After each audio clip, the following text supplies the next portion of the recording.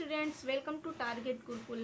Students, आज physics का मेरा पहला लेक्चर है, फर्स्ट लेक्चर। पिछली वीडियो में मैंने इसका सिलेबस डिस्कशन किया था फिजिक्स का, तो उसमें मैंने आपको बताया है। आज मैंने आप लोग के लिए बहुत ही इंपॉर्टेंट चैप्टर, बहुत ही इंपॉर्टेंट टॉपिक जो सेलेक्ट किया है वह है यूनिट एंड डायमेंशन। जो जिस भी स्टूडेंट मेरी वो वीडियोस देखी होगी उसमें मैंने बताया कि यूनिट एंड डायमेंशन से क्वेश्चंस 2-3 आ जाते हैं और ये सबसे इजी टॉपिक है। तो सबसे पहले आप इसे ही पढ़ लें, जिससे कि आपका 2-3 क्वेश्चन कवर हो जाएगा और बहुत ही इजी टॉपिक है, आपको मुफ्त में नंबर मिल जाता है इससे। तो इसमें मैं आपको कुछ बेसिक चीज़ें आपको क्लियर करा दूंगी जो कि बहुत सारे स्टूडेंट्स को नहीं पता होती हैं। ठीक है, इसमें आपको बेसिक चीज़ें बताऊंगी, उसके बाद मेरी वीडियोस आपको पार्ट वाइज मिलती रहेंगी। तो चलिए फिर शुरू करते हैं। यूनिट एंड डायमेंशन टॉपिक है हमारा, मात्रक तथा विमा। ठीक है, सबसे पहले हम जान लेते हैं फिजिकल क्वांटिटी, भौतिक राशि क्या होती है। ठीक है, the quantity which can be measured by an instrument and which describe the laws of physical world. Students, आप सोचेंगे कि मैंने सारा लिख के लेके आया। ठीक है, लिख के लेके आने का मतलब आपका टाइम वेस्ट नहीं। जैसे मैं अभी यहाँ पे लिखूंगी तो आपका वो टाइम वेस्ट होगा। आप क्या करोगे, आप अपनी कॉपी और पेन लेके बैठ जाइए। ठीक है, और जो भी मैंने लिखा है वीडियो को पॉज करके आप उसको नोट करें, या फिर वो नहीं कर सकते ना तो आप एक बार पूरे स्क्रीन का स्क्रीनशॉट ले लीजिए। फिर जब आप अपने खुद से नोट्स बनाएंगे ना तो लिखने से क्या होता है कि चीज़ें माइंड में फिट हो जाती हैं। इसलिए मैं आपको प्रीफर करूँगी आप अपना नोट्स बनाते रहिएगा। मैं आपको डेली नोट्स दूंगी और आपको बनाना है। ठीक है, बनाने से क्या होता है ना कि लिखने से वो चीज़ें माइंड में फिट हो जाती हैं। देखिए फिजिकल क्वांटिटी क्या होती है। अब यहाँ पे फिजिकल क्वांटिटी को पी क्यू से डिनोट करते हैं। जहाँ पे मैं पी क्यू बोलूँगी आप लोग समझ जाएंगे कि वो क्या है, फिजिकल क्वांटिटी है। तो the quantity which can be measured by an instrument and which describe the laws of physical world. ऐसी क्वांटिटी जिसको किसी इंस्ट्रूमेंट से मेज़र किया जा सके, मापा जा सके, और जो लॉज ऑफ नेचर को डिस्क्राइब कर सके। ओके, अब देखिए फिजिकल क्वांटिटी मतलब n multiply by you. n multiply by you का मतलब ये आपकी कोई न्यूमेरिकल वैल्यू होती है, ये आपकी कोई न्यूमेरिकल वैल्यू होती है और ये इसकी यूनिट होती है। जैसे आप भी कोई भी चीज़ मेज़र करते हो, या वो मास, जैसे मास हो या फिर डिस्टेंस हो, दूरी हो, द्रव्यमान हो, कोई भी चीज़ मेज़र करते हैं। तो जैसे मैंने पूछा कि यहाँ से आप जहाँ भी हो वहाँ से आपकी दिल्ली की डिस्टेंस है, या फिर जो भी डिस्टेंस आपको बतानी होती है तो आप बोल देते हो जैसे 25 है, 30 है, तो उसके आगे कुछ तो बोलोगे, किलोमीटर, मीटर, सेंटीमीटर। तो उसकी कुछ ना कुछ, जैसे आपको बताना है कि आपका मास कितना है, जैसे अब मैं पूछूं कि आपका वेट कितना है तो आप बोलोगे कि 30, 40, ऐसे तो नहीं बोलोगे ना, बोलोगे 30 किलोग्राम। ओके, तो हर चीज़ की कोई ना कोई यूनिट होती है, उस यूनिट से ही पता चलता है कि वो अगर आप सिर्फ 30 किलोग्राम पता मतलब बोल दोगे तो मैं समझ जाऊंगी कि वो किसी चीज़ का वेट दिया हुआ है। ठीक है, तो इस ऐसी क्वांटिटी को बोलते हैं क्या, फिजिकल क्वांटिटी। ये चीज़ क्लियर हुई। अब नेक्स्ट है टाइप्स ऑफ फिजिकल क्वांटिटीज़। अब देखो फिजिकल क्वांटिटी कितने कितने प्रकार की होती है, भौतिक राशियों के प्रकार। देयर आर 3 टाइप्स, ये 3 टाइप्स की होती है। Fundamental physical quantity, derived physical quantity and supplementary physical quantity. मूल भौतिक राशि, व्युत्पन्न भौतिक राशि और पूरक भौतिक राशि। अब स्टेप बाय स्टेप हम तीनों को डिस्कस करेंगे। सबसे पहले आपका फंडामेंटल फिजिकल क्वांटिटी आता है। देखिए इसको क्या कहते हैं, which do not depend on any other physical quantity.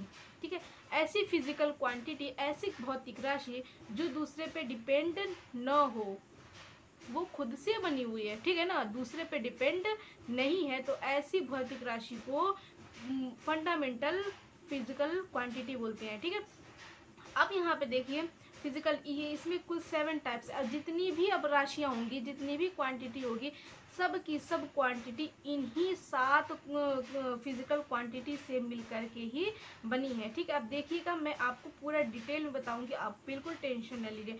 ठीक है, ये है फिजिकल क्वांटिटी, फिजिकल क्वांटिटी, उसकी यूनिट और इसका क्या सिंबल होता है। सबसे पहले लेंथ, लेंथ को किस में मेज़र करते हैं, हम यहाँ पे एसआई यूनिट लिए। ठीक है, लेंथ को मेज़र करते हैं मीटर में और उसका सिंबल एम होता है। उसके बाद है मास, मास को किस में मेज़र, किलोग्राम। वैसे तो बहुत सारी यूनिट्स होती हैं एक, तो हम यहाँ पे एसआई यूनिट लिए। ठीक है, किलोग्राम, और इसका सिंबल होता है केजी।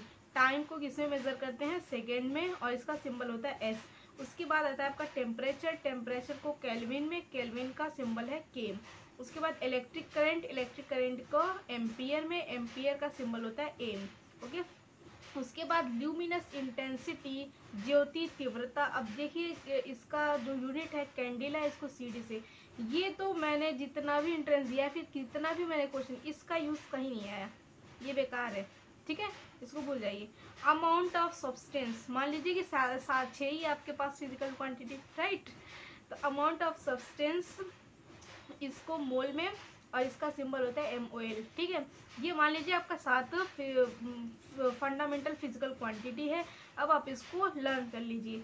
मैं आपको प्रीफर करूँगी कि आप इन 7 फंडामेंटल फिजिकल क्वांटिटी को लर्न कर लीजिए।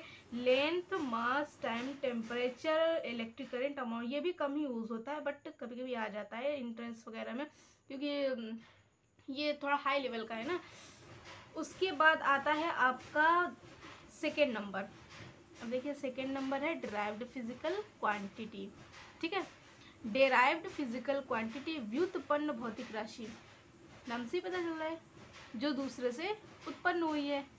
डिराइव्ड फिजिकल क्वांटिटी जो खुद की बनी हुई नहीं है, इसके पास ये खुद की बनी हुई नहीं, ये दूसरे पे डिपेंड कर रही है, दूसरों से मिलकर के ही ये उत्पन्न हो रही है, डिराइव्ड हो रही है। Which are made up of fundamental physical quantity, ठीक है ना। तो फंडामेंटल फिजिकल क्वांटिटी से बनी हुई जो भौतिक राशियां हैं उनको क्या बोलते हैं, डिराइव्ड। जैसे हमारे पास, हम कुछ एग्जांपल्स लें, एरिया, एरिया की क्या फॉर्मूला होता है, एरिया, चलिए यूनिट ले लीजिए, ठीक है। एरिया की यूनिट क्या होती है, मीटर स्क्वायर, ठीक है। या फिर इसका formula length into breadth, length into breadth, लंबाई गुणे चौड़ाई। अब बताइए लेंथ आप किस में मेजर करते हो, मीटर में, ओके। ब्रेथ किस में, चौड़ाई किस में मेजर करते हो, वो भी मीटर में। तो metre multiply by metre, metre square. उसके बाद आ गया आपका वॉल्यूम, वॉल्यूम का क्या फॉर्मूला होता है, length, length into breadth into height, ठीक है, लंबाई गुणे चौड़ाई गुणे ऊंचाई।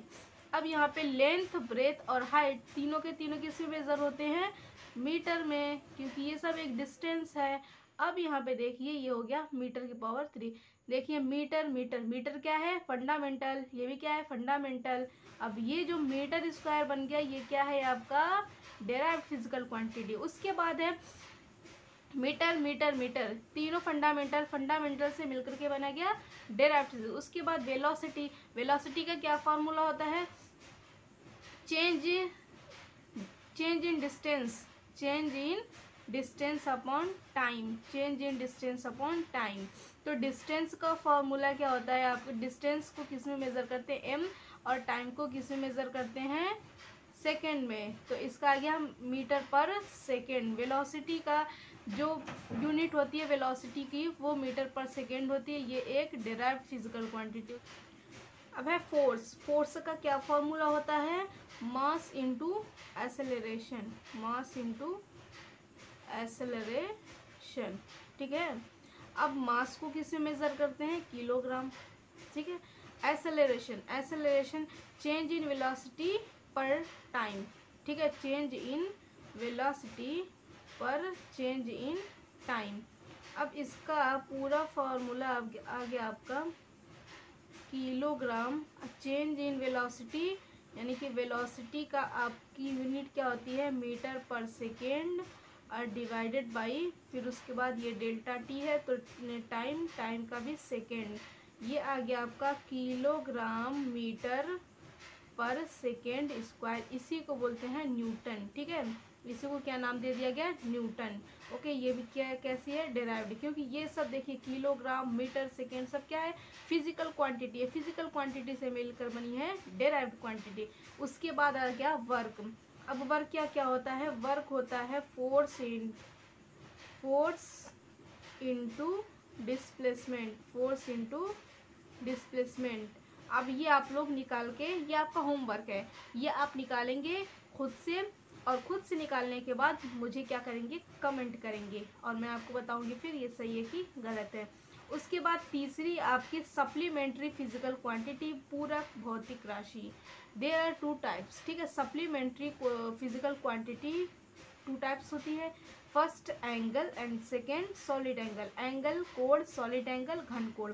अब देखिए एंगल को किस में मेज़र करेंगे, एंगल की भी बहुत सारी वो होती है, लेकिन इसका भी एक यूनिट जैसे एसआई यूनिट उसकी होती है। एंगल की यूनिट होती है रेडियन एंड सॉलिड एंगल की यूनिट होती है स्टेरेडियन, ठीक है। अब देखिए एंगल, दो प्लेन नहीं कह लीजिए, दो लाइन के बीच में जो एंगल बनता है, ठीक है, दो लाइन के बीच, ठीक है, दो लाइन के। और ये जो सॉलिड एंगल है ये, अच्छा इसका एक बेस्ट एग्जांपल आता है, कोन वाली आइसक्रीम खाते हो, कोन वाली इस शेप की होती है ना, ऐसे।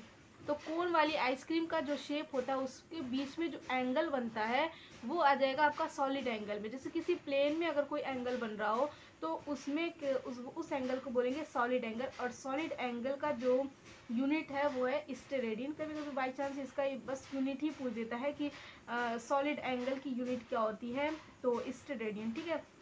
अब यहाँ पे मैं आपको बताऊँ कि इसकी कोई डायमेंशन नहीं होती है रेडियन एंड स्टेरेडियन की, ये आपकी बात की बात है, जब मैं आपको डायमेंशन डिटेल में बताऊँगी तब। इसकी जो फिजिकल क्वांटिटी, इसकी यूनिट तो होती है बट डायमेंशन नहीं होती है, ये आपका अपवाद है, मैं बताऊंगी, ये आपका एग्जाम में आ भी सकता है, ठीक है। उसके बाद आ गया आपका डायमेंशन, वीमा, मोस्ट इम्पोर्टेंट। अब देखिए सबसे पहले हम आपको डायमेंशन बताएंगे, डायमेंशन की डेफिनेशन। अभी तो आपको नहीं समझ में आएगा बट मैं समझाने की कोशिश करूंगी। डायमेंशन होता है, वेरी इजी है।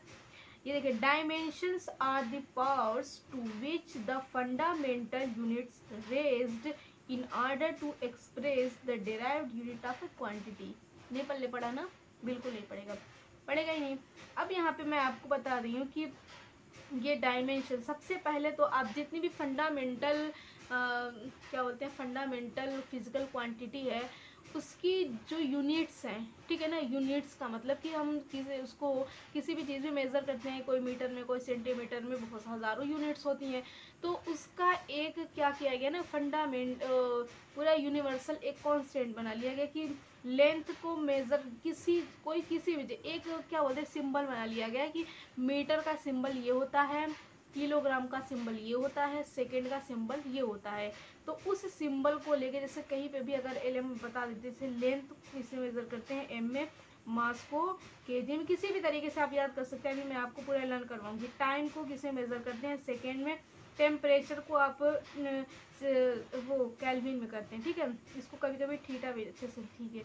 अब यहाँ पे इसको किस में, मीटर को, जैसे लेंथ को किस में मेजर करते हैं, इसका जो है एल, ठीक है, इसका जो सिंबल बना दिया गया एल।